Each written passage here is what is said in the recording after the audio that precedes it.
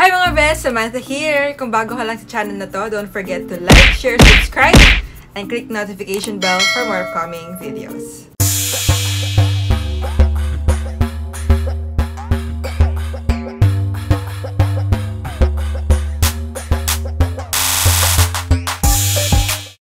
Finally, pinalabas na nga ang A Very Good Girl starring Kathryn Bernardo and Miss Dolly De Leon, directed by Peterson Vargas. Since I love Katniel, of course, Kathryn Bernardo. And ito na rin ang pagbabalik niya sa big screen in a mature role.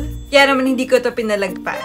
Plus, kasama si Miss Dolly De Leon na nakilala sa international film na Triangle of Sadness. Galing-galing niya doon, kaya naman pinuri siya ng mga tao. Kaya sobrang kaabang-abang yung tandem nila. Since 30th anniversary na ng Star Cinema, salute to them dahil this time kakaiba naman ang pinakita nila sa mga viewers na i-offer nila sa Filipino audience. And syempre for today's video, magre-react tayo sa movie A Very Good Girl and kung worth it nga ba siyang panoorin.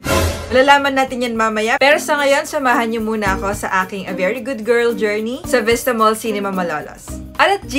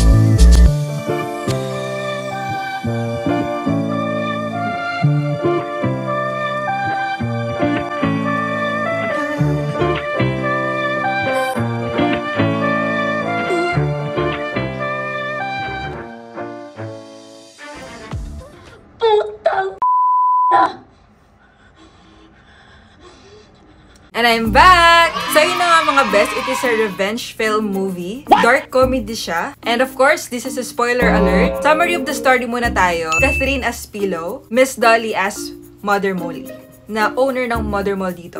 So si Kathryn dito, nag-work siya kay Miss Dolly sa mall niya, pero finard siya. Then yung mother ni Kathryn, na ginagampanan ni Miss Angel Aquino dito, nagmakaawa siya kay Miss Dolly na pabalikin si Kathryn sa trabaho niya. Pero what happened was, nasagasaan si Miss Angel dito ng truck and hindi tinulungan ni Miss Dolly dito. Kaya, ayun, namatay siya. Posible pa kasi siyang mabuhay kung tinulungan lang siya ni Miss Dolly dito.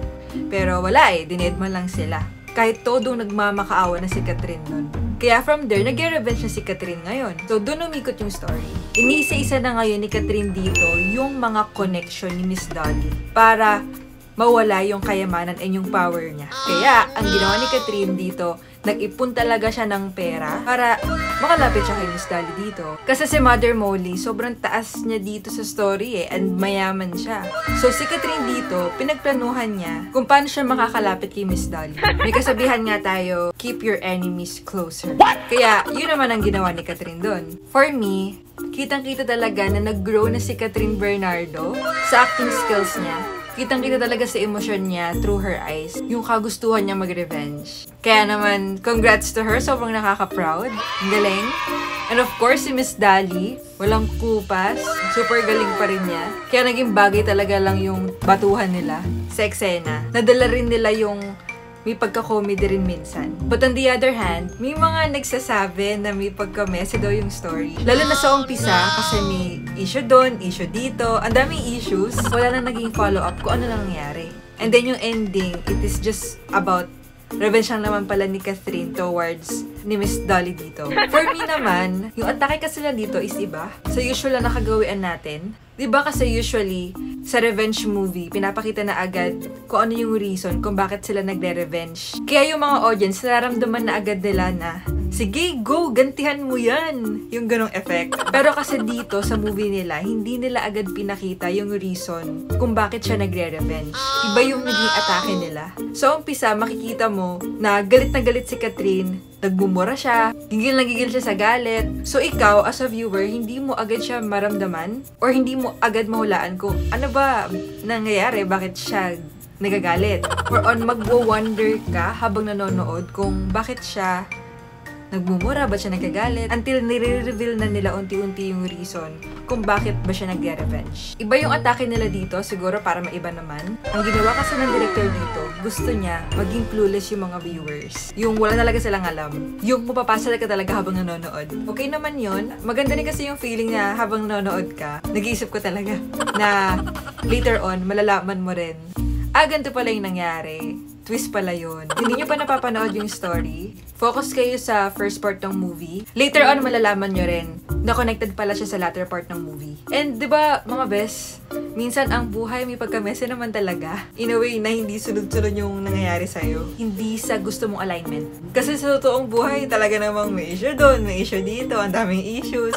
Hindi mo mapagsunod chronologically. Kasi, di ba, may mga bagay na uncontrollable. Ang nangyari kasi dito, hindi naiwasan ni Catherine, madamay din yung mga taong nakapaligid kay Miss Dolly dito sa revenge niya. Yung mga issues bawat character na wala nang follow-up na kung ano nangyari. Syempre din naman movie to, hindi naman siya series na mapapakita talaga nila yung lahat ng stories, even other characters. For me, okay lang naman na mas naging focus nila yung talagang story nung dalawa na bida. Importante naman dito is yung powerful message na gusto nila i-convey. Ang kagandahan naman dito sa movie na to, habang uma-under siya, paganda ng paganda yung takbo ng story.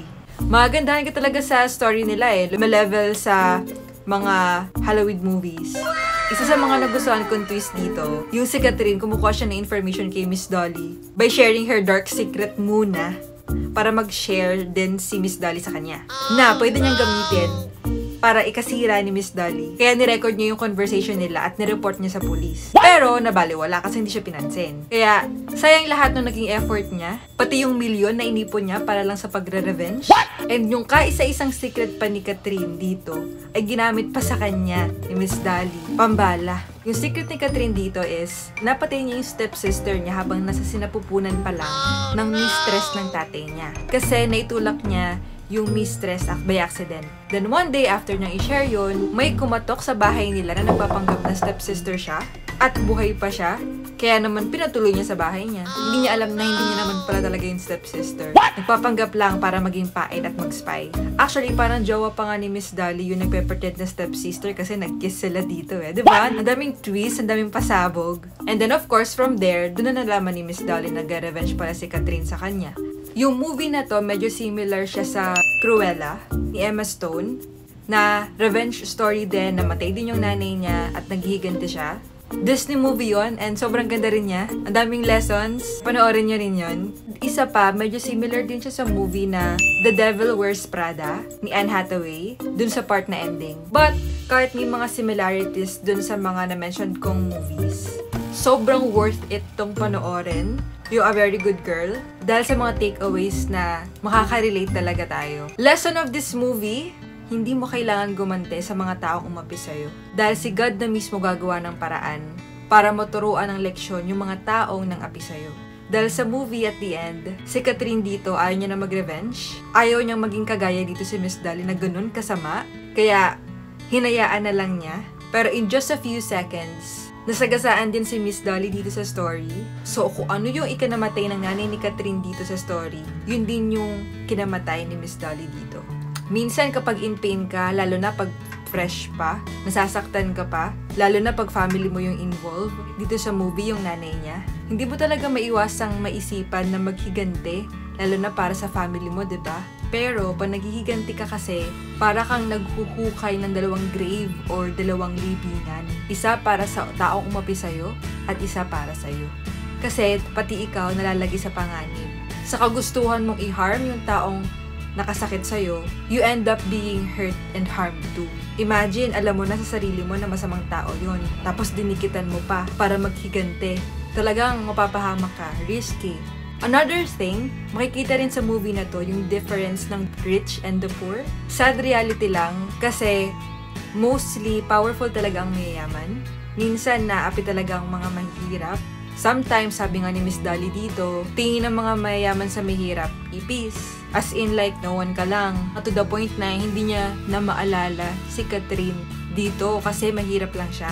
Yung tipong walang impact, hindi tumatak sa utak niya si Catherine. Kasi ganoon siya kataas at kasama dito eh. Kaya it's very important na we always aim to be better and successful.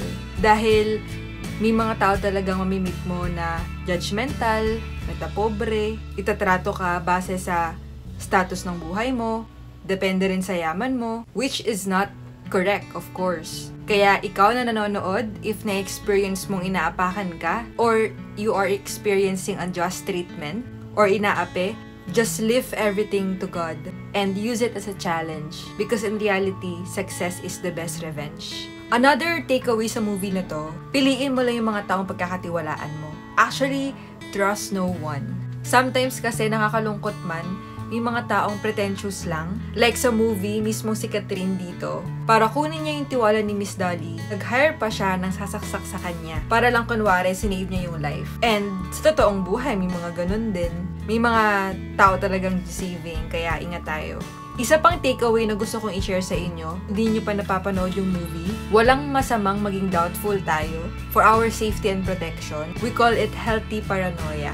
Kasi sa movie na to, may nagpretend na stepsister ni Catherine, then agad niyang pinaniwalaan. Hindi siya nag-isip, nag-doubt, or nag-investigate at least bago maniwala. Winelcome niya agad sa bahay nila. Spy lang naman pala. So ayun, sobrang daming takeaways talaga sa movie na to. Kaya must watch. Takeaways na magagamit nyo talaga in real life para mas maging matalino tayo sa buhay and ma-handle ang mga challenges ng better. And guys, sabi nga sa Bible, let God deal with your enemies. Never take your own revenge, beloved, but leave the room for the wrath of God. For it is written, vengeance is mine, I will repay, says the Lord. So ayun guys, may end credit din, kaya wag muna kayong aalis agad. And of course, kung nag-enjoy ka sa video na to and marami ka natutunan, don't forget to like, share, subscribe, and click the notification bell for more upcoming videos. Keep safe everyone! Love you all! Pero kasi 'di ba, kapag yung tao sobrang sama talaga, parang mapapasagi sa isip mo yung revenge. What? Char. Pero hindi tayo mag-revenge. Wait lang natin si Kay. Si Karma.